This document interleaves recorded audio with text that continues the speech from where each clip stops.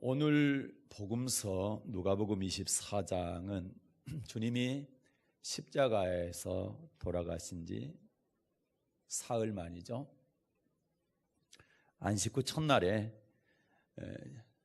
주일날 새벽에 부활하시는 장면을 기록하고 있습니다. 부활 후에 엠마오라고 하는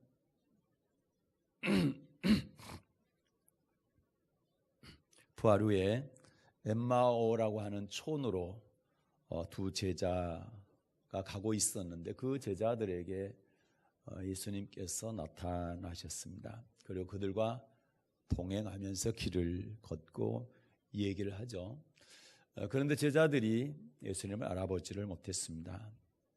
성경은 눈이 가리워져서 예수님을 알아보지 못했다 이렇게 말씀하고 있고요.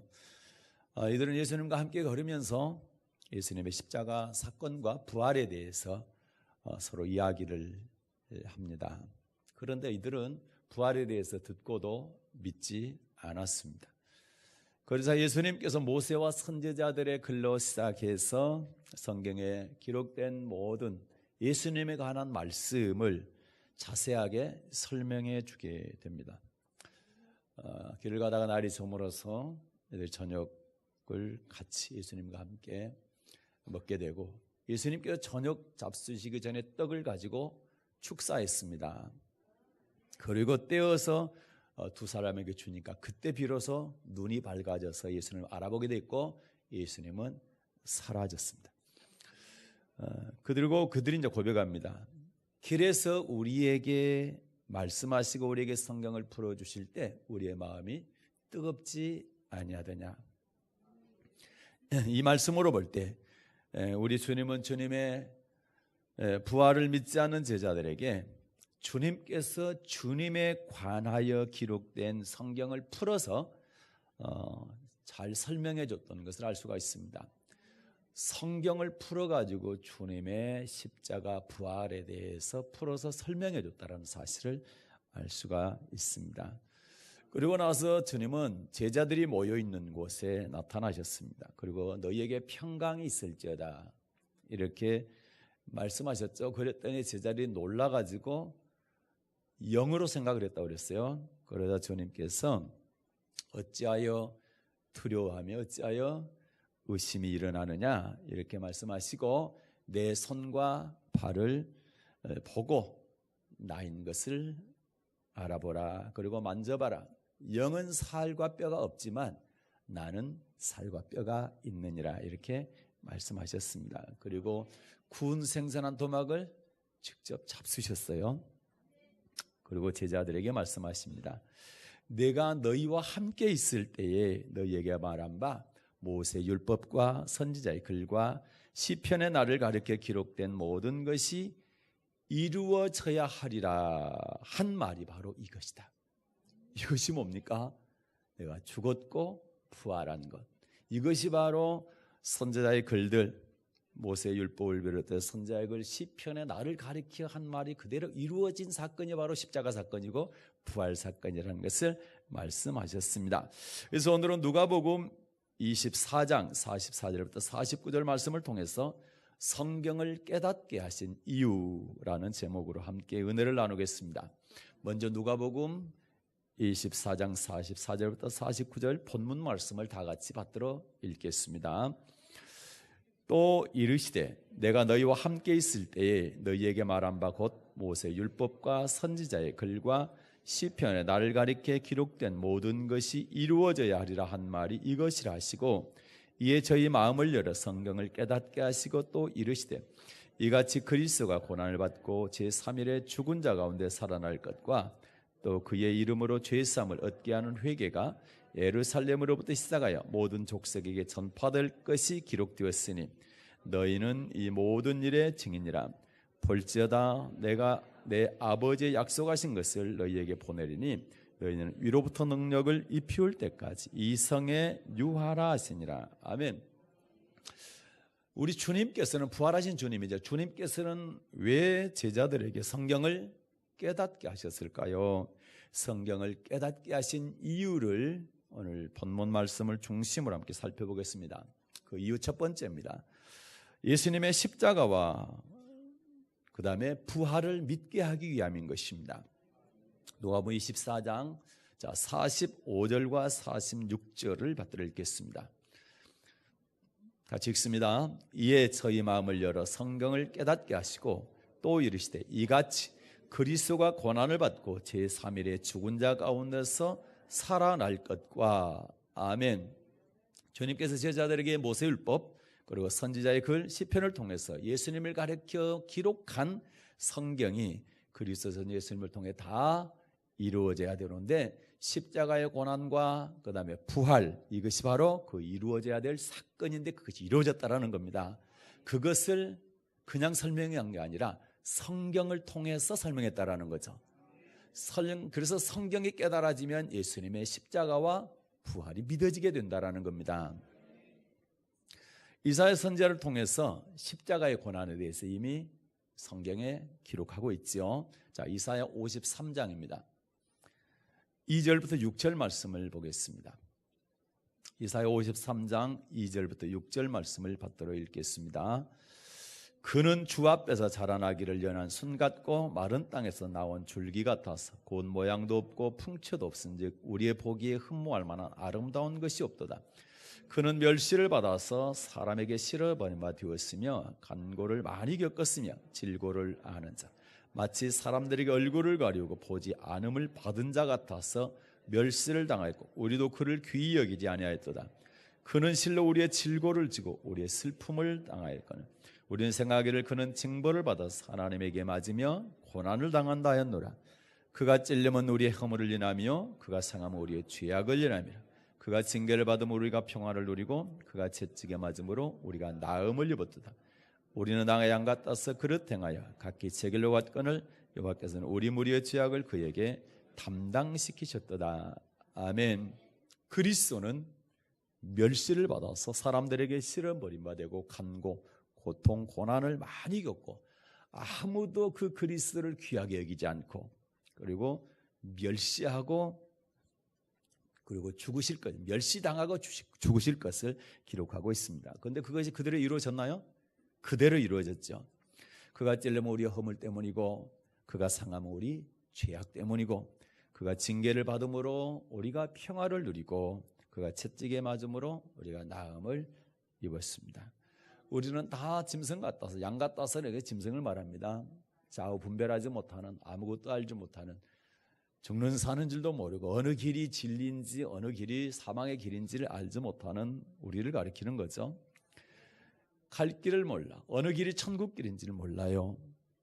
그래서 잘못된 길로 가는데도 그 길이 잘못된 길인지 사망의 길인지 죽음의 길인지를 모르는 우리를 위해서 하나님께서는 우리의 모든 죄악을 그분에게 다 뒤집어 씌웠습니다. 담당시키셨습니다. 이런 십자가의 사건, 고난받고 메시아가 죽임을 당할 것이라 라는 사건을 예수님 십자가 죽으시기 700년 전에 이미 이사야 선지자를 통해서 성경에 기록해놨다는 거죠. 부활에 대해서도 이미 여러분 아브라함도 부활을 믿었고 다윗도 부활에 대해서 알고 있었고 믿었습니다. 하나님께서 아브라함에게 독자 이삭을 바치라 이렇게 말씀하셨죠. 아브라함이 100살 때 낳은 아들인데 얼마나 귀하겠어요. 그런데 한마디 따지지 않고 아멘하고 하나님께 바치게 됩니다. 어떻게 그렇게 바칠 수가 있었을까? 그 귀한 아들을 하나님의 딱 단 한마디에 예 하고 바칠 수가 있었을까? 자, 히브리서 11장 17절부터 19절 말씀해 보게 되면 거기에 대한 답이 잘 나와 있습니다.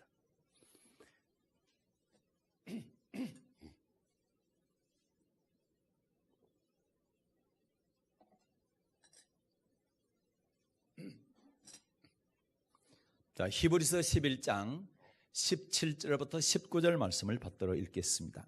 아브라함은 시험을 받을 때 믿음으로 이삭을 드렸으니 저는 약속을 받은 자로 돼 그 독생자를 드렸느니라. 저에게 이미 말씀하시기를 내 자손이라 칭할 자는 이삭으로 말미암으라 하셨으니 저가 하나님의 능히 죽은 자 가운데서 다시 살리실 줄로 생각한지라. 비옥컨대 죽은 자 가운데서 도로 받은 것이니라. 아멘. 아브라함의 독자 이삭을 하나님께 드릴 수 있었던 배경, 그 믿음이 뭔가 라고 할 때 19절만 다시 볼게요. 19절만 받아 읽겠습니다. 저가 하나님이 능히 죽은 자 가운데서 다시 살리실 줄로 생각한지라 비옥컨대 죽은 자 가운데서 도로 받은 것이니라. 아멘. 자, 아브라함은 하나님께서 능히 죽은 자 가운데서 다시 살리실 줄을 알았다라는 거죠. 믿었다라는 거죠.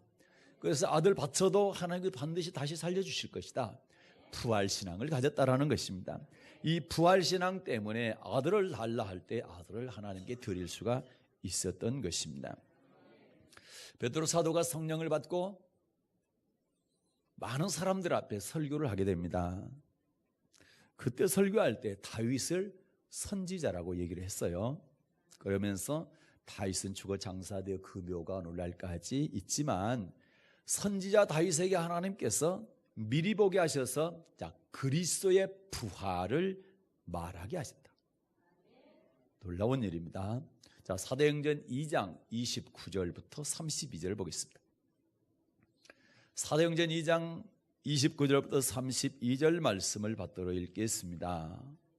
형제들아, 내가 조상 다윗에 대하여 담대히 말할 수 있노니 다윗이 죽어 장사되어 그 묘가 오늘까지 우리 중에 있도다.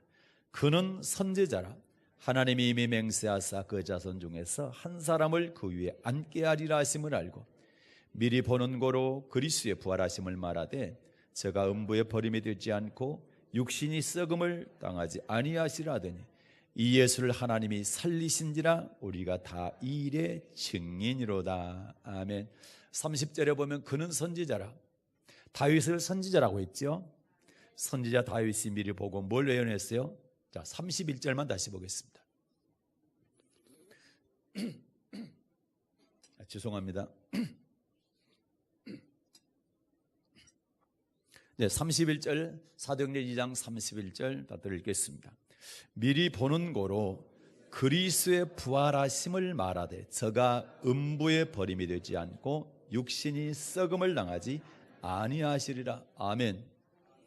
자, 미리 보는 걸 하나님께서 미리 보여줬죠. 뭘 보여줬단 말입니까? 그리스도의 부활, 예수님의 부활을 보여주시고 이걸 말하겠다라는 거죠.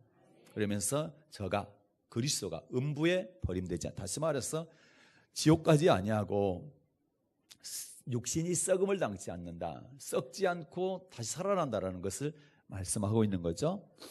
네, 그리스도의 부활을 말하되 그가 음부에 버림되지 않고 육신이 썩음을 당치 아니한다라는 사실을 선지자 다윗이 미리 말하게 했다라는 거죠. 이 예수를 하나님이 살리셨다라고 베드로는 증거하는 것입니다. 바울 사도도 예수님의 죽으심과 부활은 성경대로 이루어졌다고 말씀하고 있습니다. 고린도전서 15장 3절과 4절 말씀을 받들어 읽겠습니다. 고린도전서 15장 3, 4절 말씀입니다. 받들어 읽습니다.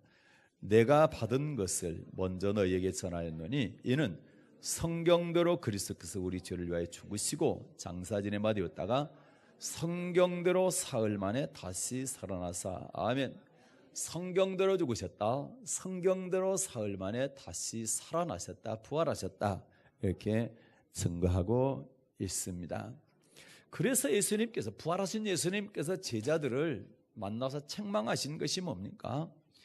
예수님의 십자가의 고난과 3일 만에 다시 살아나는 이 부활에 대해서 더디 믿고 있기 때문에 책망을 하시게 된 거죠. 자, 누가복음 24장 25, 26절을 보겠습니다. 누가복음 24장 25절과 26절 받들어 읽습니다. 가라사대 미련하고 선지자들의 말한 모든 것을 마음에 더디 믿는 자들아, 그리스도가 이런 고난을 받고 자기의 영광에 들어가야 할 것이 아니냐 하시고. 아멘. 이 미련한 사람들아, 선지자들의 말한 것을 왜 마음에 더디 믿느냐? 그리스도가 이런 고난, 십자가의 고난이죠, 에 대해서 이사야 선지자가 말했지 않느냐? 또 죽었다면 당연히 하나님께서는 다시 살리시는 분, 부활시키는 분, 그리고 부활해서 그리스도가 하나님의 영광에 들어가야 되는 건 당연한 거 아니냐. 그런데 왜 마음에 더디 믿느냐, 이렇게 책망하시는 거죠. 그러면서 뭘 통해서 깨닫게 해주세요? 선지자의 글로시상에서 모든 성경에 기록된 말씀을 통해서 그리스도가 고난을 받고 부활하실 것을 설명해 주시고 깨닫게 해 주신 거죠. 누가복음 24장 27절 말씀 받들어 읽겠습니다. 이에 모세와 및 모든 선지자의 글로시사가요 모든 성경에 쓴 바 자기에 관한 것을 자세히 설명하시니라. 아멘. 모세와 및 모든 선지자의 글로시작에서 모든 성경에 예수님에 대해서 기록하신, 그리스도에 대해서 기록하신 것을 자세히 설명해 줬다라는 거죠. 사랑하는 여러분, 자, 베드로가 왜 예수님이 붙잡힐 때에 부인하고 도망갔습니까? 그 이유가 뭡니까? 바로 어떤 말씀은 믿었지만 어떤 말씀은 안 믿었기 때문에 그래요. 믿고 싶은 말씀은 믿고 믿기 싫은 말씀은 안 믿었기 때문에 그런 문제가 생기게 되는 것입니다. 다시 말해서 주님의 말씀 가운데 가장 중요한 말씀, 십자가와 부활에 대해서 안 믿었어요. 다른 것은 믿었는데 이걸 안 믿었다라는 거죠. 그래서 부인하게 된 겁니다. 자, 마태복음 16장 21절부터 23절 말씀까지 보겠습니다. 마태복음 16장 21절부터 23절 말씀을 받들어 읽겠습니다. 이때로부터 예수 그리스도가 자기가 예루살렘에 올라가 장로들과 대제사장들과 서기관들에게 많은 고난을 받고 죽임을 당하고 제3일에 살아나야 할 것을 제자들에게 비로소 가르치시니 베드로가 예수를 붙들고 가나이 가려되 주여 그리 마옵소서, 이 일이 결코 주에게 미치지 아니하리다. 예수께서 돌이키시며 베드로에게 이르시되 사단아 내 뒤로 물러가라, 너는 나를 넘어지게 하는 자로다. 내가 하나님의 일을 생각지 아니하고 도리어 사람의 일을 생각하는도다 하시고. 아멘. 예수님께서 베드로에게 사정없이 사단아 내 뒤로 물러가라, 너는 나를 넘어지게 하는 자, 이렇게 베드로를 강하게 책망하신 이유가 뭡니까? 예수님께서 내가 고난당하고 죽임을 당하게 될 것이다, 그리고 3일 만에 살아나게 될 것이다, 이거를 안 믿는 거예요, 베드로가. 그리고 예수님을 붙들고 간하였다는 얘기는 항의했다는 얘기요. 주여 죽지 마옵소서, 그리 마옵소서, 죽으시면 안 됩니다. 그러니까 이거는 베드로의 생각이고 사람의 생각이지만 하나님의 뜻이 아니라는 거죠. 그래서 사람의 일 생각하고 하나님의 일 생각지 않아요. 그래서 사탄이라 이렇게 얘기를 하는 거죠. 그래서 십자가도 안 믿었고 부활도 믿지 않았어요.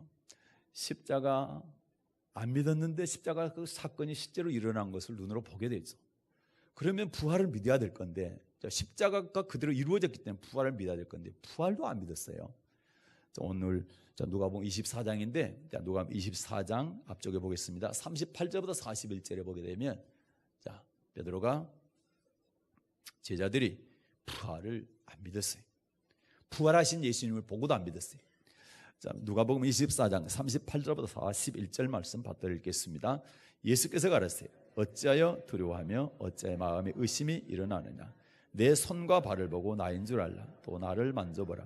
영은 살과 뼈가 없을 때 너희 보는 바와 같이 나는 있느니라. 이 말씀을 하시고 손과 발을 보이시나 저희가 너무 기쁨으로 오히려 믿지 못하고 기이 여길 때에 이르시되 여기 무슨 먹을 것이 있느냐 하시니. 아멘. 41절에 보니까 저희가 너무 기쁨으로 오히려 믿지 못하고, 예수님이 부활하셨고 눈으로 보고 있는데도 너무너무 기쁨으로 오히려 믿지 않았다. 참 신기합니다. 부활이 이렇게 믿기가 어려운가 봐요. 그러나 저와 여러분은 부활을 확실히 믿어야 될 줄로 믿습니다. 부활을 믿는 사람은 부활의 신앙으로 살아야 되는 것입니다. 이렇게 이런 말씀을 올 때 베드로는 다 믿었어요. 그런데 십자가를 안 믿었고 부활을 안 믿었습니다. 어떤 것은 믿고 어떤 것은 믿지 않았다라는 거죠. 그래서 예수님이 잡히시던 환란이 닥쳤을 때에 예수님을 부인하고 말았던 것입니다. 예수님을 부인하는 장면 우리가 잘 알지만 보도록 하겠습니다. 마가복음 14장 66절부터 72절에 보면 베드로가 예수님을 부인하는 장면이 나옵니다. 마가복음 14장 66절부터 72절 말씀을 받들어 읽겠습니다. 베드로는 아랫뜰에 있더니 대제사장의 비자나가 와서 베드로의 불잼을 보고 주목하여 가로되 너도 나사렛 예수와 함께 있었도다 하거늘 베드로가 부인하여 가로되 나는 내 말하는 것이 무엇인지 알지도 못하고 깨닫지도 못하겠노라 하며 앞뜰로 나갈세.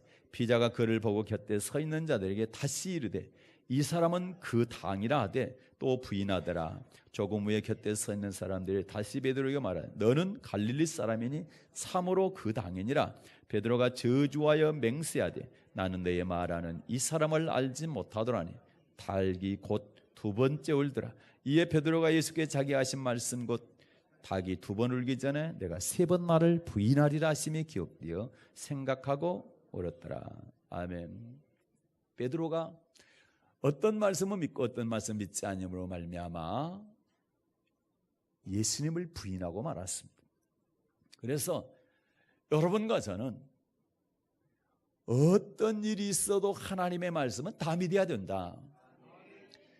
내가 이 말씀을 안 믿고 싶어 안 믿어져. 그래도 믿어야 됩니다. 성경은 믿어야 되는 겁니다. 그래야 깨달아집니다. 믿지 않으면 의심을 하게 되면 그것이 바로 하나님을 시험하는 것이 되는 것입니다. 성경은 어떤 말씀인지 다 믿어야 된다. 왜냐하면 성경은 천지가 없어지기 전에는 1.1에 다 없어지냐 아니고 다 어떻게 해요? 이루어지기 때문에 그 성경 말씀은 믿어야 되는 것입니다. 그래서 예수님께서 제자들의 마음을 열어서 성경을 깨닫게 해줄 때 제일 먼저 무엇을 깨닫게 해주셨어요? 마음을 열어서 성경을 깨닫게 하실 때 뭘요? 그래요. 그리스도가 고난을 받고 제3일에 살아나야 할 것을 깨닫게 해주셨다. 네, 그리스도의 고난과 부활을 제일 먼저 깨닫게 해주신 것입니다. 이것이 바로 기독교의 핵심입니다. 십자가와 부활. 십자가가 없는 부활의 영광은 없습니다. 부활을 믿지 아니하면 십자가가 헛된 것입니다.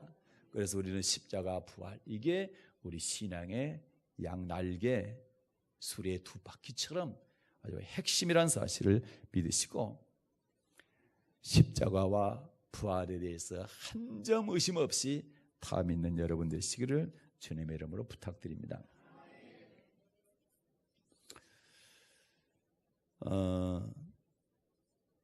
모세 오경 선지자의 글 이런 거를 통해서 구약 성경을 근거로 해서 성경을 풀어주게 될 때에 제자들이 마음을 열어서 성경을 깨닫게 됐고 예수님께서 물론 깨닫게 해주셨죠. 여러분 부활 믿으십니까? 십자가도 당연히 믿으시죠? 그런데 그 사건이 2000년 전 사건인데 봤어요?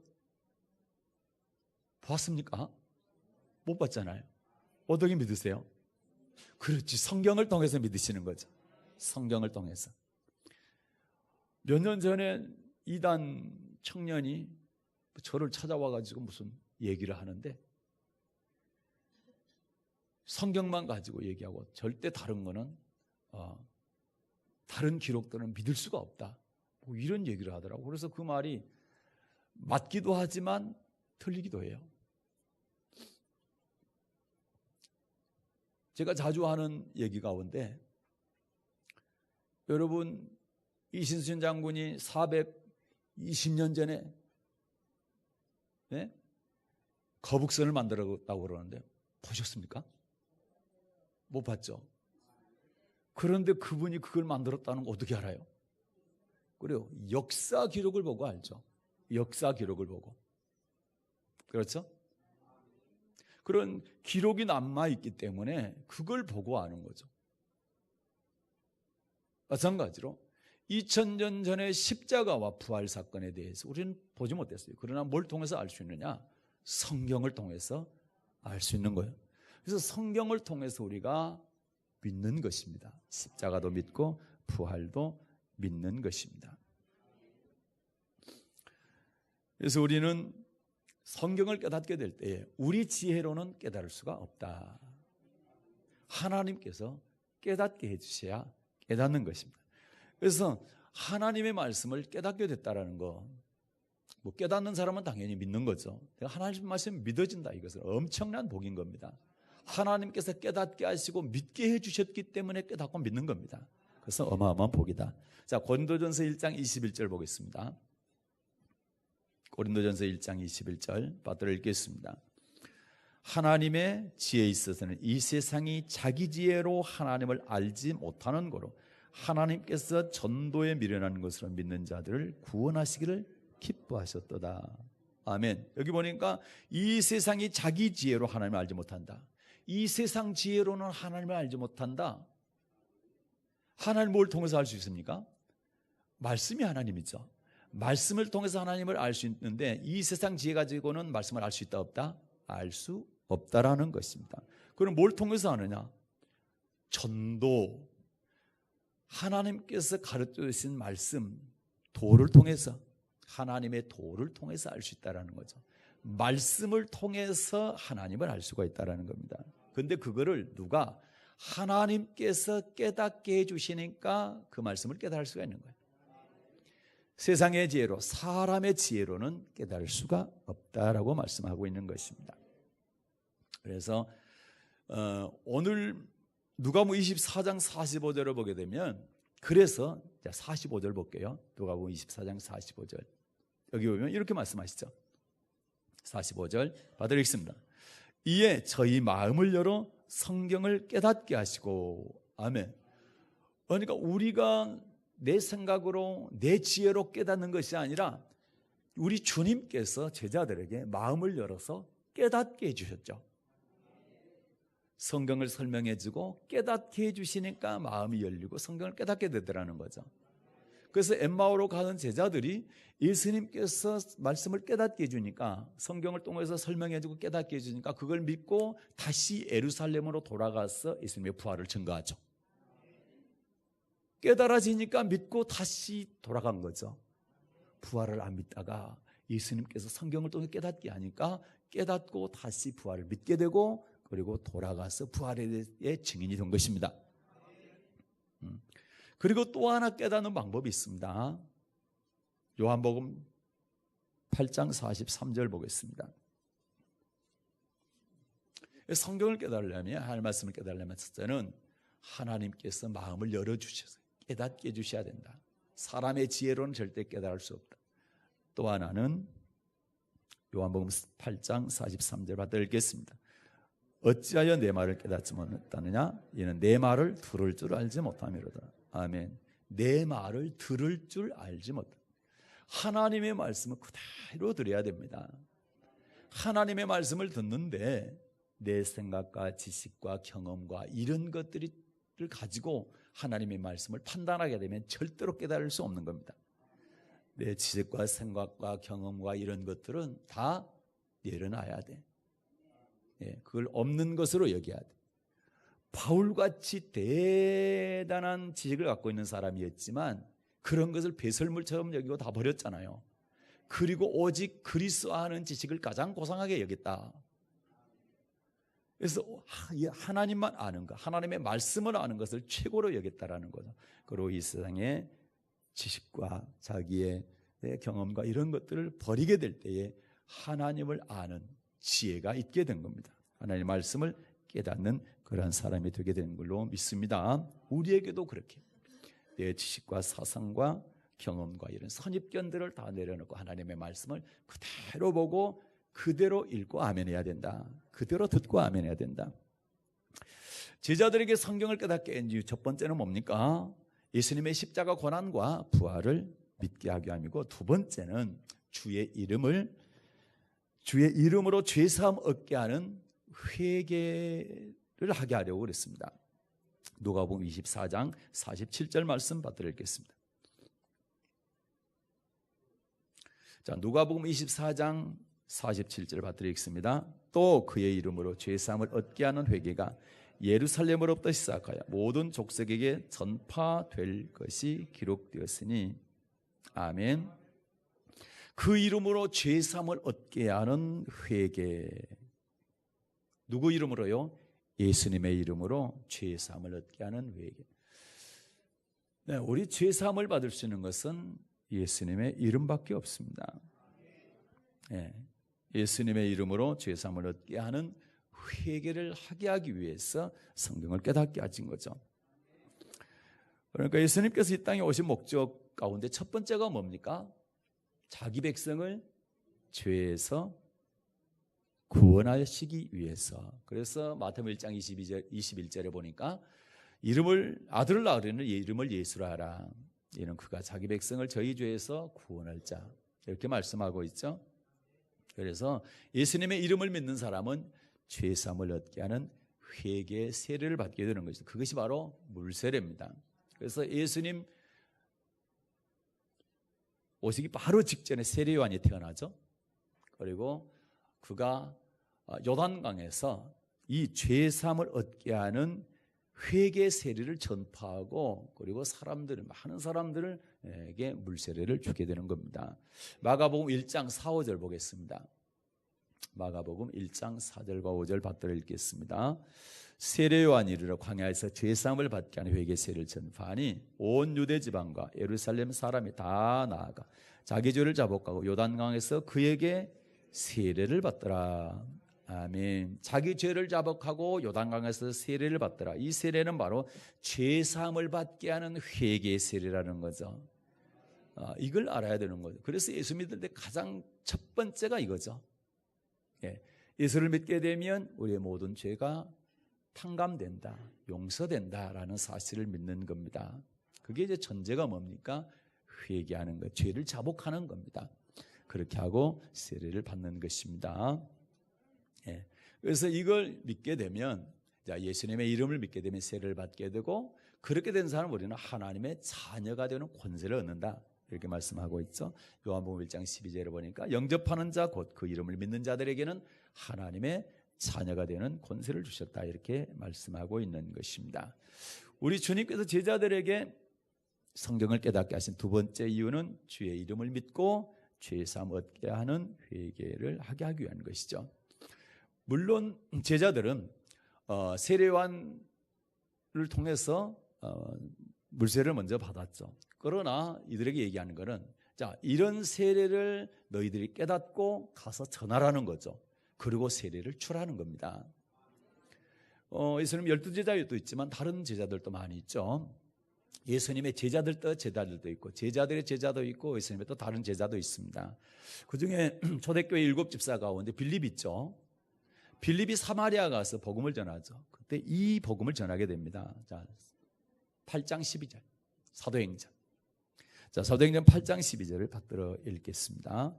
빌립이 하나님 나라와 및 예수 그리스도의 이름에 관하여 전도함을 저희가 믿고 남녀가 다 세례를 받으니.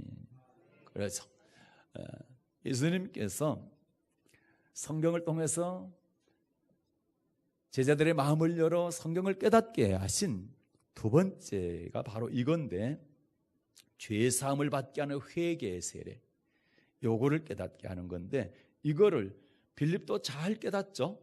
그리고 사마리아 가서 이걸 전파하죠. 그리고 사람들에게 이걸 전하니까 사람들이 예수 그리스도의 이름을 믿게 되고 그리고 세례를 받게 되죠. 그 말씀이 여기 있는 것입니다. 또 보게 되면 주의 사자가 빌립더러 예루살렘에서 가사로 내려가는 길로 가봐라. 근데 거기 광야길인데 거기를 가라 하죠. 그러니까 빌립이 가게 됩니다. 가서 누구를 만납니까? 이디오피아 내시를 만나게 되죠. 이디오피아 내시를 만나게 되는데 오늘 서신서 읽었잖아요. 그 말씀의 내용입니다. 근데 보니까 그 사람이 성경을 읽고 있어요.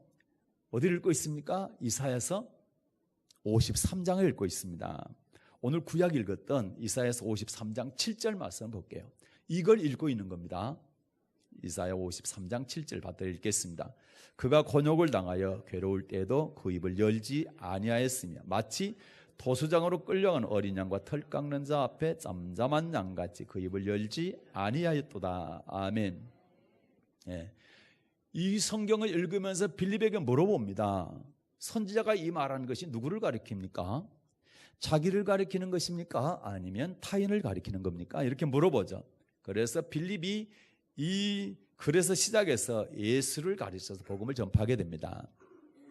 그게 바로 사도행전 8장 30절부터 35절 말씀이 아까 읽었던 말씀인데, 이 말씀에 보면 그렇죠? 빌비가 하고 물어보죠. 그 이사야 선지서를 읽고 있는데 그거 깨닫습니까? 그 읽는 거 깨닫습니까? 그랬더니 뭐라고 그래요? 지도하는 사람이 없으니 어떻게 깨닫습니까? 이 말로 봐서는 성경을 먼저 깨달은 사람이 잘 지도해 줘야 깨달을 수 있다는 거죠. 그래서 아까 우리 사람의 지혜로는 하나님의 말씀 깨달을 수 없다 했죠. 그래서 먼저 깨달은 사람이 잘 지도해 주면 깨달을 수 있다는 얘기예요. 그 얘기를 하는 겁니다. 그리고 쭉 가르쳐 줬어요. 이사야 선지자가 말한 게 바로 예수님이라는 사실을 가르쳐 줬고, 그래서 회개의 세례에 대해서 가르쳐 주니까 뭐라고 뭐 합니까? 두 사람이 물에 내려가서 빌립이 그에게 세례를 주게 됩니다. 그래서 예수님께서 제자들에게 두 번째 깨닫게 하신 것을 빌립은 잘 실천을 한 거죠. 그렇게 해서 본인이 먼저 깨닫고 그리고 다른 사람에게 이것을 전해서 이것을 또 세례를 주게 되는 그런 축복이 있게 된 줄로 믿습니다. 제자들의 성경을 깨닫게 하신 이유 첫 번째는 예수님의 십자가의 고난과 부활을 믿게 하기 위한 것이고, 그리고 두 번째는 예수님의 이름을 믿고 죄사함 얻게 하는 회개의 세례를 받고 죄에서 구원받게 하기 위함이다. 세 번째는 모든 족속에게 이걸 전하라는 것, 십자가 부활과 회개 세례에 대해서 전파하라는 겁니다. 누가복음 24장 47절 말씀입니다. 받아 읽겠습니다. 또 그의 이름으로 죄사함을 얻게 하는 회개가 예루살렘으로부터 시작하여 모든 족속에게 전파될 것이 기록되었으니. 안 읽으시, 다시 읽겠습니다. 누가복음 24장 47절 받아 읽겠습니다. 또 그의 이름으로 죄사함을 얻게 하는 회개가 예루살렘으로부터 시작하여 모든 족속에게 전파될 것이 기록됐으니. 아멘. 예루살렘부터 시작해가지고 모든 족속에게 이게 전파되어야 된다는 거죠. 그러죠? 그러니까 십자가와 부활과 그 다음에 회개 세례에 대해서 예수님의 이름을 믿는 이거에 대해서 반드시 모든 족속들에게 땅끝까지 전파가 되어야 된다는 겁니다. 이것이 세 번째인 것입니다. 그래서 제자들은 예수님이 이 말씀처럼 땅끝까지 이 복음을 전하게 된 거죠. 뭐 우리가 잘 아는 것처럼 바울 같은 경우도 신라와 함께 복음을 전하다가 빌립보에서 감옥에 갇히게 되죠. 감옥에 갇혔을 때 밤중에 뭐 합니까? 기도하고 찬송을 하게 되죠. 그랬더니 묶인 게 다 풀리고 옥문이 열리게 됩니다. 그때 뭐 합니까? 간수가 놀래가지고 자살을 하려고 합니다. 그래서 자살을 만류를 하죠. 그랬더니 이 간수가 바울과 신라 앞에 엎드립니다. 그러면서 묻는 겁니다. 선생들아, 내가 어떻게 해야 구원을 얻을 수 있습니까? 이렇게 묻게 되죠. 그때 바울이 뭐라고 대답을 합니까? 주 예수를 믿으라. 그리하면 너와 내 집이 구원을 얻으리라. 그래서 사도들도 전하고 바울도 전하고 바나바도 전하고 신라도 전하고 예수님께서 말씀하신 모든 족속에게 복음을 전파하는 것을 우리가 알 수가 있습니다. 주님의 증인 되기 전에는 그러나 딱 한 가지 조건이 있습니다. 그 조건이 돼야 주님의 증인이 될 수가 있습니다. 그게 뭡니까? 누가복음 24장 49절 보겠습니다. 이 조건이 충족되지 않으면 주님의 증인이 될 수가 없습니다. 누가복음 24장 49절 받들어 읽겠습니다. 볼지어다 내가 내 아버지의 약속하신 것을 너에게 보내리니 너는 위로부터 능력을 입혀올 때까지 이 성에 유하라 하시니라. 아멘. 아버지의 약속하신 것을 받아야 됩니다. 위로부터 능력이 입혀올 때까지 예루살렘에 유하면서 거하면서 예루살렘 떠나지 말라.